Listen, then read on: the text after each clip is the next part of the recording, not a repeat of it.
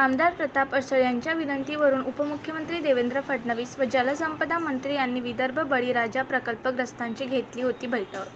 विदर्भ बळीराजा प्रकल्पग्रस्त कृषी समितीच्या 10 वर्षाच्या लढ्याला आमदार प्रताप अडसळ यांच्या प्रयत्नांनी मिळाले यश.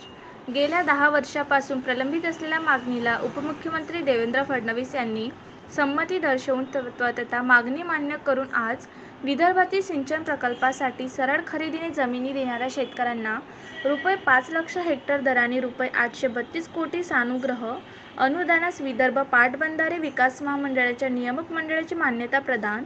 विदर्भ बळीराजा प्रकल्पग्रस्त समितीच्या पदाधिकाऱ्यांकडून आमदार प्रतापदादांना या विषयात निवेदन दिले गेले आणि प्रत्येक वेळी त्यांच्या आंदोलनामध्ये आमदार प्रतापदादा अडसळ सहभागी होऊन नागपूरला अधिवेशन सुरू असताना जे आंदोलन झाले त्यामध्ये सुद्धा त्यांना संबोधित करून माननीय उपमुख्यमंत्री महोदयांसोबत बैठक घडवून आणली.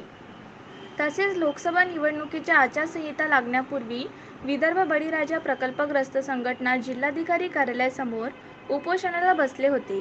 त्यावेळी सुद्धा आमदार प्रतापदादा अडसळ यांनी उपोषणस्थळी भेट देऊन प्रकल्पग्रस्तांच्या मागण्या ज्या होत्या त्या ऐकून घेतल्या व या संदर्भात आपण उपमुख्यमंत्री व जलसंपदा मंत्री देवेंद्र फडणवीस व उपसचिव जलसंपदा विभाग महाराष्ट्र शासन यांच्याशी आपली बैठक घेऊन आपल्या मागण्यासंदर्भात त्यांना अवगत करून आपल्या मागण्या मान्य करून घेऊ नये अशा आश्वासित केल्यानंतर त्यांनी त्यावेळी ते उपोषण मागे घेतले. हे आंदोलन यशस्वीरित्या सोडवण्यामध्ये सुद्धा प्रतापदादांचा पुढाकार होता. शासनाकडून बैठकीसंदर्भात पत्र मिळवण्यात दादांनी यश प्राप्त केले व यशस्वीरित्या हे आंदोलन मागे घेऊन त्यावेळी प्रकल्पग्रस्त शेतकरी व माता भगिनी लहान बाळांसोबत आंदोलनाला बसल्या होत्या. त्या त्रासातून सुद्धा त्यांची सुटका केली.